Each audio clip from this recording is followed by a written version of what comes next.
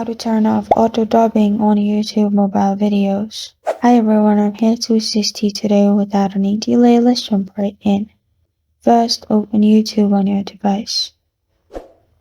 Go to the video that you want to turn off auto dubbing in or overall the app.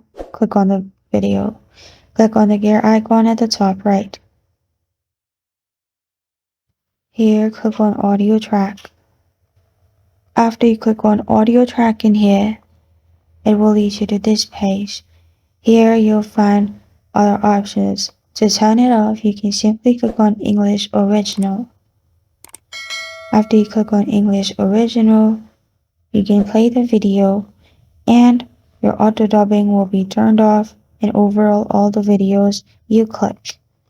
And this is how to turn off auto dubbing on YouTube mobile videos. Thank you for joining me today. If this video helps you out, please leave a like and subscribe for more. Got a question or want to suggest a topic? Comment below. Thank you for watching.